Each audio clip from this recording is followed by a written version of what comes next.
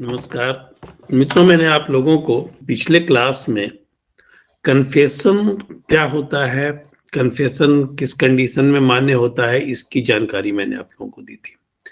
आज मैं बहुत स्पेसिफिक कन्फेशन की चीज़ों पर आने जा रहा हूँ, जिसमें कि कन्फेशन टू पुलिस ऑफिसर। यदि पुलिस ऑफिसर के सामने कोई कन्फेशन किया जाता है तो उसका क्या इम्पोर्टेंस है, क्या कंडीशंस हैं उसके साथ, किसको पुलिस ऑफिसर माना जाता है, किसको नहीं माना जाता है, इन सारी चीज़ों की चर्चा मैं करूंगा। और कहाँ पर कन्फेशनल स्टेटमेंट जो है वो पुलिस ऑफिसर के सामने वैलिड है, कौन कौन से कंडीशंस हैं जो कि वैलिड बनाते हैं कन्फेशनल स्टेटमेंट को, इन सारी चीज़ों की चर्चा आज मैं करूंगा। और फिर रिट्रैक्टेड जो स्टेटमेंट है उसकी चर्चा भी मैं करूंगा। इन सारी चीज़ों की चर्चा मैं आज आप लोगों के सामने करने जा रहा हूँ। सबसे पहले तो कन्फेशन टू पुलिस, सेक्शन 25 में इसकी चर्चा की गई है। अब पुलिस के सामने जो कन्फेशनल स्टेटमेंट होता है उसको वैलिड नहीं माना जाता है। सेक्शन 25 बहुत ही स्पष्ट कहता है कि यदि कोई व्यक्ति पुलिस के सामने अपना कोई कन्फेशनल स्टेटमेंट देता है तो उसे उसके खिलाफ वह प्रूफ के रूप में इस्तेमाल नहीं किया जा सकता, वह उसके खिलाफ में उसको एविडेंस के रूप में इस्तेमाल नहीं किया जा सकता। बहुत ही स्पष्ट तौर पर इसमें कहता है। अब यह सवाल उठता है कि कारण क्या है, क्यों यह नहीं किया जाता है? क्योंकि पुलिस का जो कैरेक्टर है वह किसी से छुपा हुआ नहीं है। और मैं पहले भी आप लोगों को बता चुका हूं कि पुलिस जो है वह किस रूप में काम करती है। और पुलिस का ऑपरेसिव जो रूप है वह कॉलोनियल पीरियड से चला आ रहा है, और उसके नेचर के अनुसार ही वे लोग आज भी अपना काम करते हैं। और वह पुलिस एक्ट जो है 1894 का, उसके अकॉर्डिंग ही वर्क करते हैं। और वह जो बनाया गया था 1894 का एक्ट, वह किस लिए बनाया गया था? वह कॉलोनियल पीरियड में जो अंग्रेजों के समय में जो शासन था और हम चूंकि गुलाम थे तो हम लोगों को दबाने के लिए, हम लोगों को ऑप्रेस करने के लिए वो बनाया गया था। तो आज भी वही कैरेक्टर बरकरार है। कुछ संशोधन के साथ उसी एक्ट के तहत हम लोग गाइडेड है, पुलिस ऑफिसर्स उसी के कोड के तहत गाइडेड है।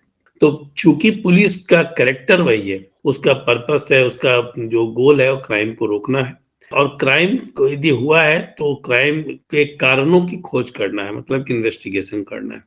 पहला तो प्रिवेंट करना, और दूसरा क्या है, उसका इन्वेस्टिगेट करना, जिससे कि प्रोसिक्यूशन को मदद मिल सके सजा दिलाने में। ये दो काम है। अब यहाँ पर जो है सत्य की खोज जो है, ठीक है ना, जो इन्वेस्टिगेशन है और सत्य की खोज है, सत्य के खोज के क्रम में वह किसी हद तक चले जाते हैं।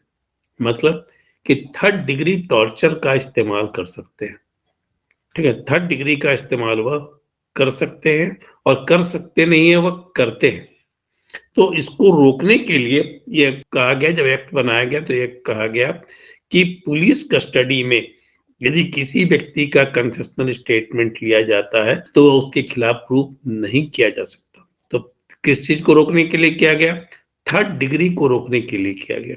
एक दूसरा कारण भी है कि यदि कन्फेशनल स्टेटमेंट को एविडेंस के रूप में यूज किया जाए और बहुत आसानी के साथ उसको स्वीकार कर लिया जाए, तब ऐसी स्थिति में इस बात की बहुत ज्यादा संभावना है कि बहुत सारे इनोसेंट लोग जो है वह गिल्टी ठहरा दिए जाएंगे।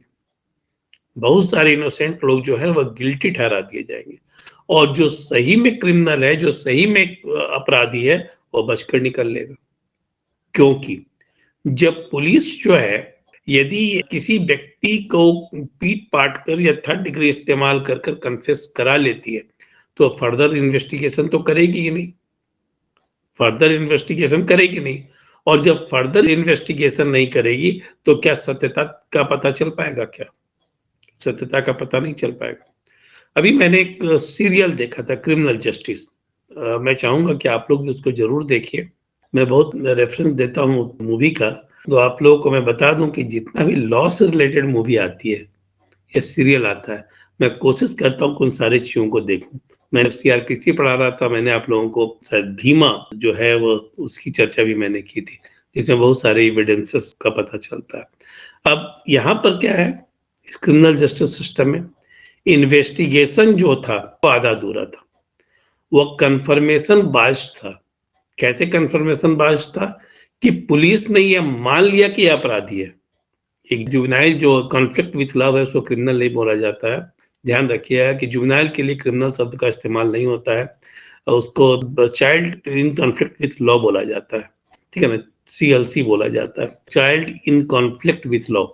तो वहां जो child in conflict with law है उसको मान लिया गया कि वही अपराधी है, मान लिया गया कि उसने ही हत्या की है, और सारे जो इन्वेस्टिगेशन किए जा रहे थे उसी के अनुसार किए जा रहे थे। एक कंफर्मेशन बायस्ड है, और कुछ चीजों को मान लिया गया, आधा अधूरा जो इन्वेस्टिगेशन था उसको मान लिया गया कि यही उसके खिलाफ एविडेंस है। लेकिन वकील ने कैसे प्रूव किया कि जो कंफर्मेशन बायस्ड है और जो इन्वेस्टिगेशन किया गया है वो कैसे पूरी तरह से बायस्ड है, और उसके आधार पर फिर उसने उस बच्चे को रिहा कराया। तो यदि पुलिस यह मान ले कि यह अपराधी है और कन्फेशनल स्टेटमेंट जो है उसको एविडेंस यदि कोर्ट मान लेता है तो यह मान लेगी कि वो अपराधी है, और जब यह मान लेगी वो अपराधी है तो इन्वेस्टिगेशन भी उसी रूप में होगा, और इन्वेस्टिगेशन रेदर सही तरीके से होगा ही नहीं, और जब सही तरीके से इन्वेस्टिगेशन नहीं होगा तो अपराधी तो बच निकलेगा और इनोसेंट व्यक्ति को सजा हो जाएगी, ठीक है ना, इनोसेंट व्यक्ति को जो है वह सजा हो जाएगी। अब बहुत सारे केसेस में आप इस चीज को देखेंगे कि किस ढंग से अपराधी बच निकलता है और इनोसेंट व्यक्ति को सजा हो जाती है, कि यह तो हुआ, दो कारण है। लेकिन बहुत सारे अपवाद हैं इसके, स्पेशल लेजिस्लेशन है जिसमें कि पुलिस ऑफिसर के सामने यदि कन्फेस किया जाता है तो उसको एविडेंस के रूप में एड्यूस कर दिया जाता है कोर्ट में। यह कैसे होता है? यह अपवाद है। जैसे पुलिस ऑफिसर को अरेस्ट करने का अधिकार है, किस रूप में अरेस्ट करने का अधिकार है? पहला तो यह कि वो अपराध को फर्दर किसी अपराध को न होने दे। दूसरा, अरेस्ट करती है इसलिए जिससे कि वह प्रॉपर्ली इन्वेस्टिगेशन कर सके, और अरेस्ट करती है इसलिए जिससे कि वह जो विटनेस है और जो एविडेंस है उसको टैम्पर न कर सके, उसको विटनेस को इन्फ्लुएंस न कर सके। अब यहाँ पर यदि कुछ पुलिस ऐसी है जिसको कि इन्वेस्टिगेशन का अधिकार नहीं है, उसको सिर्फ अरेस्ट करने का अधिकार है, तो जब उसे इन्वेस्टिगेशन का अधिकार है ही नहीं, तब ऐसी स्थिति में उसके सामने यदि कोई स्टेटमेंट दिया जाता है तब तो वह वैलिड होगा, क्योंकि वह इन्वेस्टिगेशन तो कर नहीं रहा है, थर्ड डिग्री तो इस्तेमाल करेगा नहीं। जैसे रेलवे प्रोटेक्शन फोर्स जो है उसको इन्वेस्टिगेशन का अधिकार नहीं है, उसको रेलवे में क्राइम को रोकने का अधिकार दिया गया है, तो उसके सामने यदि कोई स्टेटमेंट आता है तो वह वैलिड माना जाएगा। इसी ढंग से ग्राम रक्षी, उड़ीसा में ग्राम रक्षी एक्ट है 1967 का, ग्राम रक्षा दल बहुत जगह इसको हम लोग कहते हैं, उड़ीसा में ग्राम रक्षी कहते हैं। इसी पर एक जजमेंट भी आया है, उसकी चर्चा भी मैं करूंगा। तो ग्राम रक्षी एक्ट 1967 के तहत ग्राम रक्षी बनाया गया, मतलब गांव में जो लोग हैं, यूथ जो है, उनको पुलिस के रूप में मान्यता दी गई, लेकिन उसे इन्वेस्टिगेशन का अधिकार नहीं दिया गया। गांव के अंदर जो अपराध हो रहे हैं उसको रोकने के लिए और गांव के लोगों को प्रोटेक्ट करने के लिए ग्राम रक्षी बनाया गया।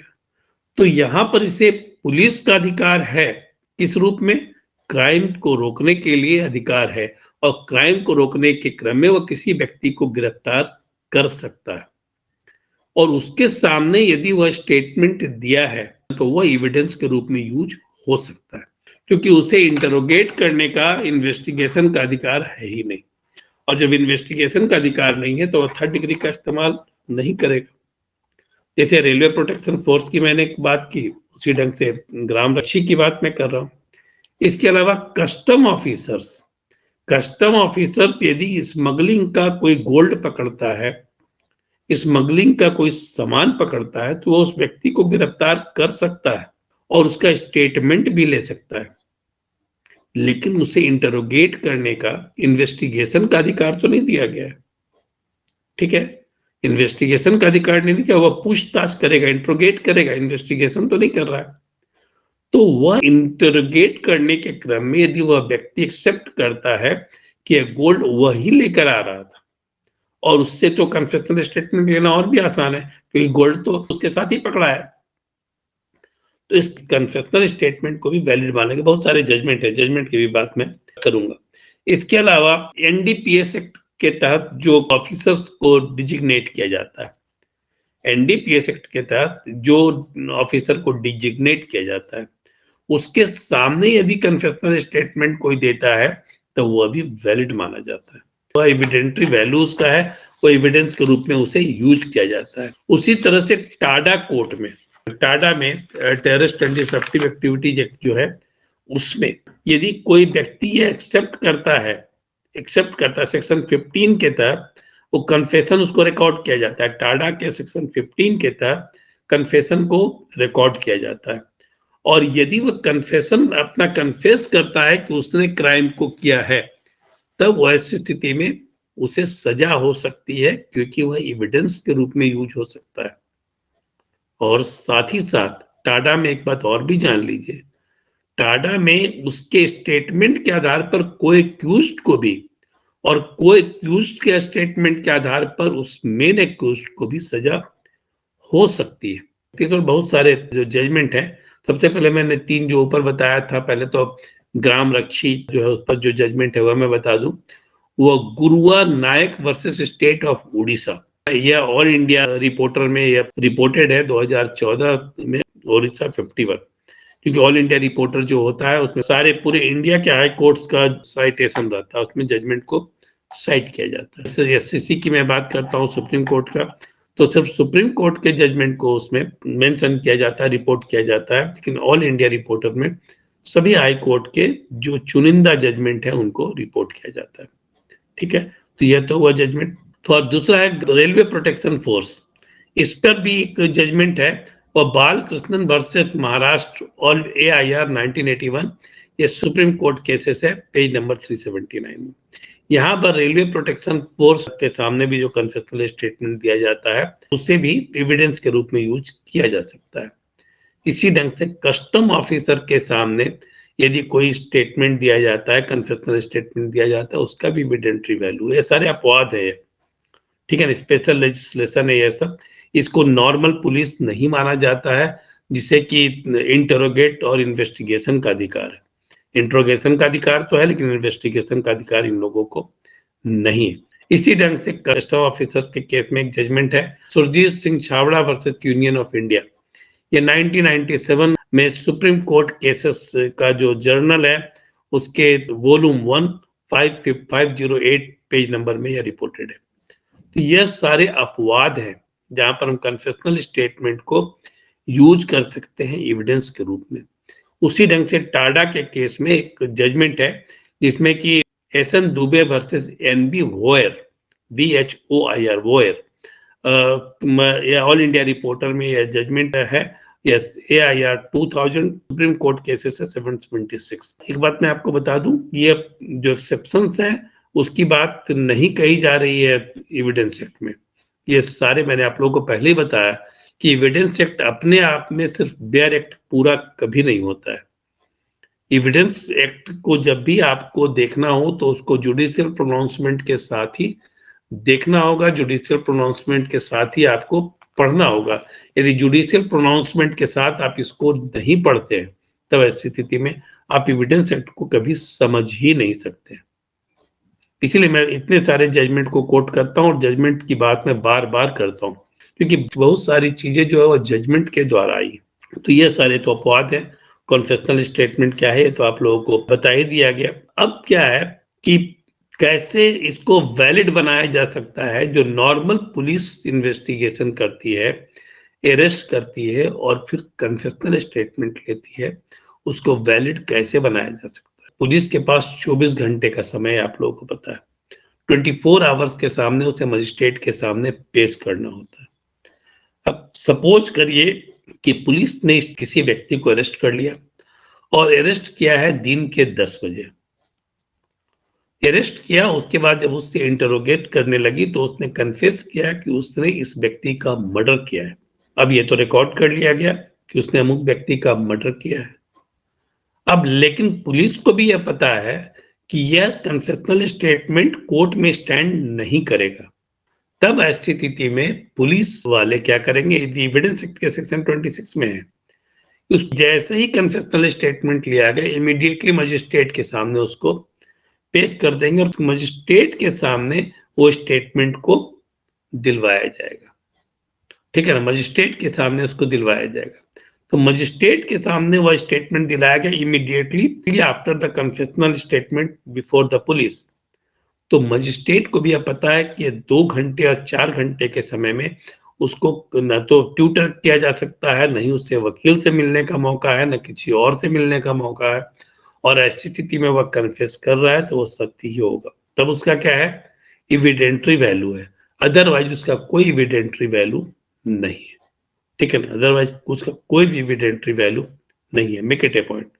तो इसका मतलब है कि पुलिस यदि थोड़ी होशियारी करे और क्रिमिनल को, जो सही में क्रिमिनल है, वह उससे यदि कन्फेस करवा लेती है, किसी तरह से करवा लेती है कन्फेस, और उसे इमीडिएटली मजिस्ट्रेट के सामने पेश करती है, कहती है कि मैंने उसे 10 बजे गिरफ्तार किया, इसने कन्फेशनल स्टेटमेंट अपना दिया, कन्फेस किया कि इसने क्राइम किया है, और 12 बजे मैं कोर्ट के सामने इसे हाजिर कर रहा हूँ स्टेटमेंट के लिए।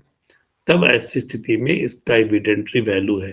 और टाइम लाइन को देखिए, टाइम लाइन को भी आपको ध्यान में रखना है। यदि 24 घंटे के बाद वहां पर पेश करती है, तब 24 घंटा तो बहुत होता है थर्ड डिग्री अप्लाई करने के लिए, और इस बात को सुप्रीम कोर्ट मानता भी है कि 24 घंटा में थर्ड डिग्री का इस्तेमाल कर पुलिस कुछ भी बुलवा सकती है। लेकिन immediately after the confessional statement before the police, यदि वह इमीडिएटली उसको प्रोड्यूस कर देती है मजिस्ट्रेट के सामने, तब उस कन्फेशनल स्टेटमेंट का एविडेंटरी वैल्यू है अथवा उसका एविडेंटरी वैल्यू नहीं है। अब हम आते हैं कि पुलिस कस्टडी कहते किसको हैं। एक क्वेश्चन बार बार आता है, और यह बार बार आपको बता दूं कि यह आप लोगों का पंच लाइन है वकालत के लिए। जैसे सपोज करिए कि किसी व्यक्ति को हाउस अरेस्ट कर लिया गया। अभी आप लोगों ने जम्मू एंड कश्मीर के केस में देखा था कि बहुत सारे नेताओं का हाउस अरेस्ट कर लिया गया। फारूक अब्दुल्ला को, महमूद मुफ्ती को, फारूक अब्दुल्ला के बेटे अब्दुल्ला को गिरफ्तार किया गया, और बहुत सारे नेताओं का हाउस अरेस्ट कर लिया गया, जिसको कि हम नजरबंद करना कहते हैं। अब यहाँ पर पुलिस यदि यह थ्योरी देती है कि वह तो मेरी कस्टडी में थे ही नहीं, वो तो हाउस अरेस्ट में थे, लेकिन हाउस अरेस्ट में भी वो किसकी कस्टडी में थे, वह पुलिस की कस्टडी में थे। हाउस अरेस्ट में भी वह पुलिस की कस्टडी में भी थे, पुलिस की कस्टडी में ही थे, और पुलिस का पहरा उनके ऊपर हर समय था। और जब पुलिस का पहरा किसी व्यक्ति के ऊपर हर समय होता है, तो यहाँ पर व्यक्ति का मेंटल कंडीशन डिफरेंट होता है। पुलिस कस्टडी में जब व्यक्ति होता है, उसका मेंटल कंडीशन बिल्कुल डिफरेंट होता है, और ऐसी स्थिति में उसे कुछ लालच देकर, उसे कुछ भय दिखाकर, उससे कुछ भी स्टेटमेंट लिया जा सकता है। तो उसको भी पुलिस कस्टडी माना गया कि यदि व्यक्ति हाउस अरेस्ट में है, पुलिस की निगरानी में है, वो भी हाउस अरेस्ट है। यदि पुलिस किसी व्यक्ति को पकड़ कर ला रही है, जर्नी में है, तो जर्नी में भी वो किसके कस्टडी में है, पुलिस की कस्टडी में है। वो मुक्त नहीं है, वो क्या है, वो पुलिस की कस्टडी में है। जब पुलिस की कस्टडी में है, तब ऐसी स्थिति में यह माना जाए कि उसने जो स्टेटमेंट दिया है, वो स्टेटमेंट जो है वह बायस्ड होगा, और कहीं ना कहीं से वह इन्फ्लुएंस में दिया गया होगा। ठीक है ना, वैसे कन्फेशनल स्टेटमेंट को भी वैलिड नहीं माना जाता है। बहुत सारे केस में पुलिस जो है वह क्या करती है, वो इस ढंग का प्ली लेती है कि वह तो हाजत के और हवालात की चार दीवारी के अंदर तो था ही नहीं, वह तो टॉर्चर करने का सवाल कहाँ पैदा होता है। वैसे तो जो पुलिस का थाना है, वहां पर जो जेल बना रहता है, टेम्पररी जेल, जिसको कि हम हाजत और हवालात कहते हैं, वो हवालात में तो उसको रखा ही नहीं गया। जब हवालात में रखा ही नहीं गया तो हम टॉर्चर कैसे करेंगे। मैं यहाँ पर आपको स्पष्ट कर दूं कि यहाँ सिर्फ फिजिकल टॉर्चर की बात नहीं हो रही है, यहाँ पर मेंटल टॉर्चर की भी बात हो रही है। जब पुलिस किसी व्यक्ति को गिरफ्तार करती है और अपने कस्टडी में लेती है, तो चाहे वह सफर में हो, चाहे वह हाउस अरेस्ट हो, उसका मेंटल कंडीशन बिल्कुल डिफरेंट होता है और एक कैदी की तरह होता है। ठीक है ना, मेंटल कंडीशन एक कैदी की तरह होता है। आप लोग जब वकालत लगातार करने लगेंगे और जब कोई एक्यूज के साथ कन्वर्सेशन आपका होगा, तो आपको पता चलेगा कि कैसे एक कैदी की मेंटेलिटी, मानसिक स्थिति क्या होती है, और वो किस रूप में रिएक्ट करता है। आज ही हजारीबाग के सेंट्रल जेल से एक कैदी का फोन मुझे आया, और वह बिल्कुल रो रहा था। सोचिए कि उसका मेंटल कंडीशन क्या है। वहां जबकि पुलिस का प्रेशर उसे नहीं है, फिर वह चार दीवारी के अंदर उसका मेंटल कंडीशन क्या है। और जब पुलिस के संपर्क में वह हो और पुलिस 24 घंटे पुलिस के कस्टडी में हो, या फिर वह ट्रांजिट रिमांड पर हो। ट्रांजिट रिमांड का मतलब होता है कि किसी व्यक्ति को यदि मान लीजिए उसने रांची में क्राइम किया और अरेस्ट किया गया उसे दिल्ली में, तो वहां के मजिस्ट्रेट से ट्रांजिट रिमांड लेना होता है, क्योंकि वह एक थाने से दूसरे थाने आ रहा है, यहाँ तो एक स्टेट से दूसरे स्टेट आना है, तो ट्रांजिट रिमांड लेना होता है। क्योंकि उसे जब गिरफ्तार किया तो 24 घंटे का समय होता है, 24 घंटे के दौरान उसे मजिस्ट्रेट के सामने पेश करना होता है, तो वो वहां के लोकल मजिस्ट्रेट के सामने पेश करता है और ट्रांजिट रिमांड लेता है। ठीक है ना। ट्रांजिट रिमांड का मतलब है कि वो जो पीरियड है ट्रांजिट का, जो सफर का पीरियड है, वह उसमें माइनस हो जाएगा जब वह यहाँ पर लाकर प्रोड्यूस करेगा 24 घंटे के अंदर। ठीक है ना। 24 घंटे के अंदर जब वह यहाँ पर, जैसे रांची में प्रोड्यूस करना है, रांची में उसने क्राइम किया है, तो वह समय माइनस हो जाएगा और तब उसको यहाँ पर प्रोड्यूस किया जाएगा। अब सोचिए कि यह जो पूरा पीरियड है 24 आवर्स का या 38 आवर्स का ट्रांजिट पीरियड, इसमें तो पुलिस किसी ढंग से इन्फ्लुएंस कर सकती है, मेंटल टॉर्चर कर सकती है, फिजिकल टॉर्चर तो नहीं करेगी, लेकिन पुलिस मेंटल टॉर्चर भी बहुत करती है, तो मेंटल टॉर्चर भी कर सकती है। और इसीलिए माना गया है कि पुलिस कस्टडी में, चाहे वह किसी रूप में हो, पुलिस कस्टडी किसी रूप में पुलिस कस्टडी हो, उसके स्टेटमेंट को एविडेंस के रूप में यूज नहीं किया जा सकता। वह कस्टडी कैसा है, दैट इज वेरी इमटेरियल, इस बात को आप ध्यान में रखें। अब क्या है, अब जो पुलिस इंफॉर्मेशन रिसीव करती है कन्फेशनल स्टेटमेंट के दौरान, यदि पुलिस जो है जो स्टेटमेंट को रिसीव करती है, उसको कितना इंफॉर्मेशन को वैलिड माना जाएगा और कैसे वैलिड माना जाएगा, इसका मोड क्या होगा जिससे कि वह वैलिड हो। जैसे सेक्शन 27 में डिस्कवरी एविडेंस की बात कही गई है, जिसमें रिकवरी ऑफ वीपन्स भी आता है। पहला मैंने आप लोगों को बताया कि कैसे वो स्टेटमेंट वैलिड होगा, जब उसे इमीडिएटली मजिस्ट्रेट के सामने पेश किया जाएगा, पहला। दूसरा है कि यदि वो स्टेटमेंट दिया which leads to the discovery of the fact connected with the crime. ठीक है ना। डिस्कवरी ऑफ द फैक्ट का मतलब यहाँ पर मटेरियल फैक्ट की मैं बात कर रहा हूँ, टेंजिबल एविडेंस की मैं बात कर रहा हूँ। अब सपोज करिए उसने कहा कि मैंने इस गन से इस व्यक्ति को मारा है और गन को मैंने छिपा दिया है उस जगह पर, और पुलिस उसके बतलाने पर और उसकी निशानदेही पर उस जगह से उसको बरामद कर लेती है उस गन को, तब ऐसी स्थिति में कन्फेशनल स्टेटमेंट जो है वह वैलिड माना जाएगा। लेकिन अब यहाँ पुलिस थोड़ी उस्तादी तो करती है। आप लोगों को लगता होगा मैं पुलिस के प्रति बहुत बायस्ड हूँ, लेकिन जो सत्यता है मैं उसकी बात करता हूँ, जो सही बात है उसकी बात मैं करता हूँ। और पुलिस, यदि क्रिमिनल केस आप कर रहे हैं तो आप देखेंगे पुलिस कहाँ कहाँ पर गलती करती है, अब पुलिस की कमजोरी कहाँ पर है। मैंने एक वीडियो अपलोड किया था कि पुलिस क्यों डरती है वकीलों से। ये मैंने लगातार 3-4 वीडियो मैंने पुलिस पर चल बनाया है, तो आप लोग उसको देखें क्यों डरती है पुलिस से। तो पुलिस गलती ही वैसी करती है। दूसरी चीज, कल एक पुलिस वाले से मेरी बात हो रही थी, तो उसने कहा कि सर आप तो इतना सारा प्रोविजन बोल देते हैं और हम लोग को तो ट्रेनिंग ही नहीं दी जाती है। ये हमारे सिस्टम की खामी भी है, उन लोग को ट्रेनिंग ही नहीं दी जाती है। और जहाँ ट्रेनिंग दी जाती है वहाँ कैसे लोग पढ़ाते हैं, वो आप यदि जान लेंगे तो आपको पता चलेगा कि पुलिस इतनी इनइफेक्टिव क्यों है। पुलिस को सिर्फ लगता है कि वो डंडा मारकर ही काम को किया जा सकता है।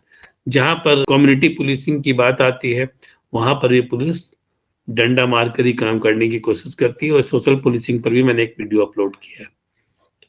तो इसलिए पुलिस कहाँ कहाँ गलती करती है, और चूंकि उसके पास पावर है, पुलिस से लोग डरते हैं, तो उसका गलत इस्तेमाल, बेजा इस्तेमाल भी पुलिस करती है।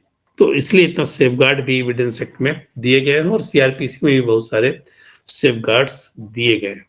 अब जो कनेक्टेड है क्राइम से, उससे संबंधित डिस्कवरी होती है, तब ऐसी स्थिति में वह कन्फेशनल स्टेटमेंट को वैलिड माना जाता है। तो मैं ये कह रहा था आप लोगों को कि पुलिस कहाँ पर उस्तादी थोड़ी करती है। देखिए, पुलिस को तो अपनी वाहवाही लूटनी है।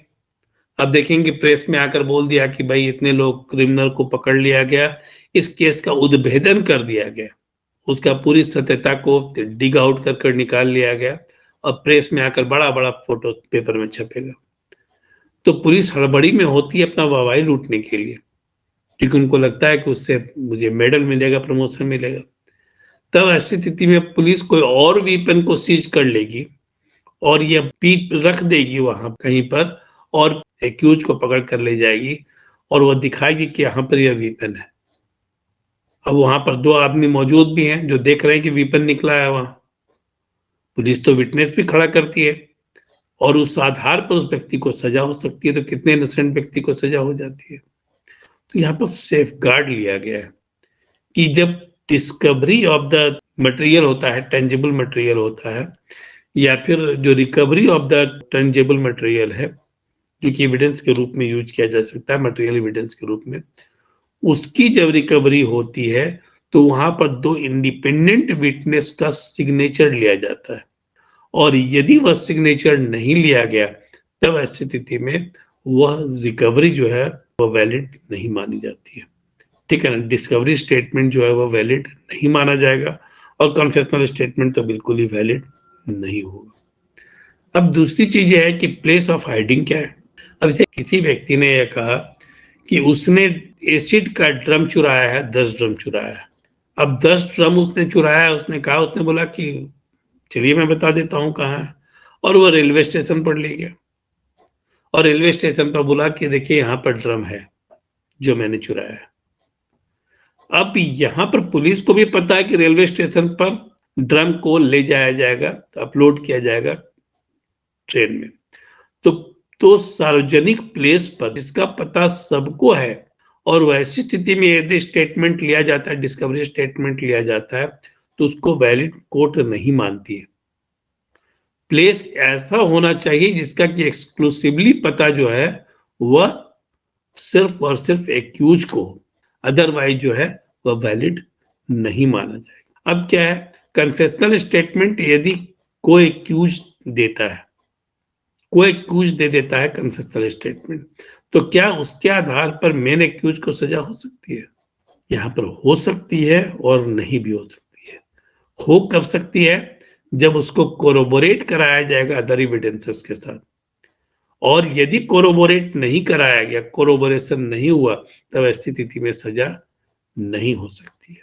अब मैं इसमें एक केस का रेफरेंस आप लोगों को दूंगा, वह है Kashmira Singh versus state of MP.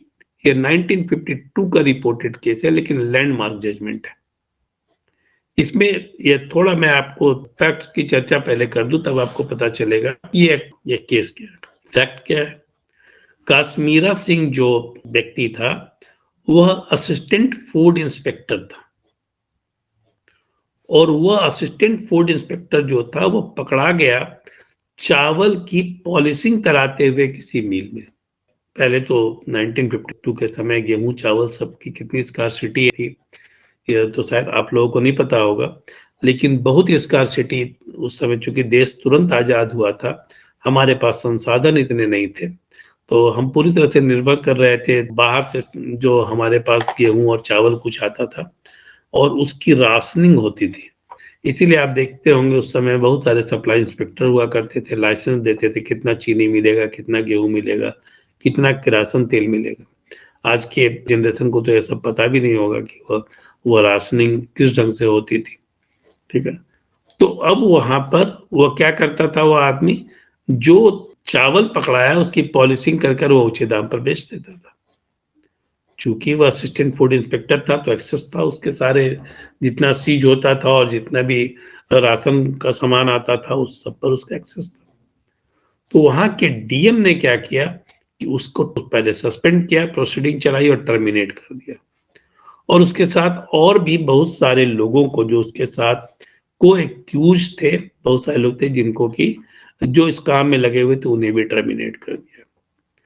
अब काश्मीरा सिंह जो था वह इतना एग्रिप्ट था इस बात से कि उसने कहा, और उसके साथ जो कुछ लोग थे उन्होंने कहा कि इस डीएम को तुम सबक सिखा देंगे, और 4 दिनों के बाद उस डीएम का 8 साल का बच्चा कहीं खेल रहा था, उसे गायब कर दिया गया।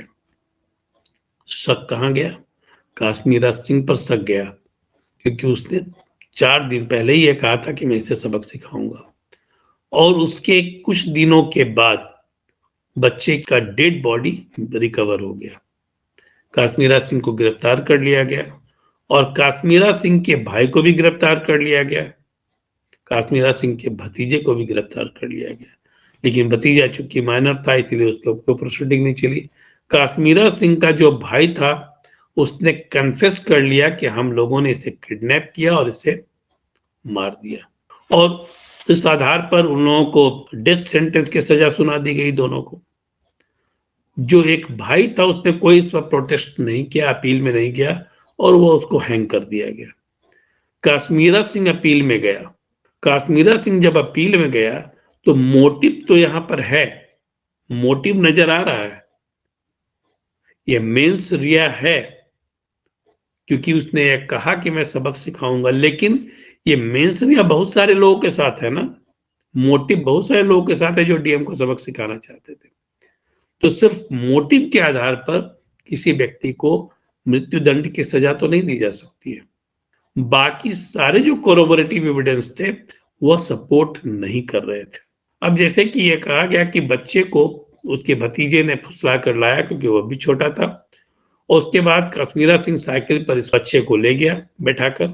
बाद में दोनों भाइयों ने मिलकर इसका गला घोट दिया और बोरे में पैक कर कर साइकिल से ही वह लेकर चला गया करीब 2 किलोमीटर तक। बाद में उसने एक रिक्शा पुलर को हायर किया और रिक्शा पुलर को हायर कर वह रिक्शे में डेड बॉडी को ले जाकर कुएं में डाल दिया। अब यहाँ पर न तो कोई आई विटनेस है, और जिस व्यक्ति की बात कही जा रही है कि उसने रिक्शे को हायर किया, यहाँ पर डिफेंस ने ले लिया कि जब वो साइकिल पर लेकर जा रहा था तब ऐसी स्थिति में यह स्टोरी कहाँ से आई कि वह रिक्शा पर फिर हायर किया, उसको आवश्यकता ही नहीं थी। ठीक है, उसको आवश्यकता नहीं थी। और दूसरी चीज है कि वो कुएं में डाला इसे भी किसी ने नहीं देखा, उसको मर्डर किया गया इसे भी किसी ने नहीं देखा। सिर्फ और सिर्फ एक चीज जिसके आधार पर उसको इम्प्लीकेट किया गया वह है मोटिव।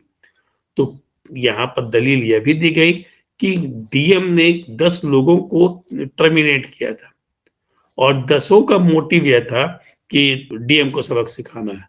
तो क्या अब 10 में से 10 व्यक्ति कल्प्रिट है? सुप्रीम कोर्ट ने बेनिफिट ऑफ डाउट देते हुए काश्मीरा सिंह को रिहा कर दिया।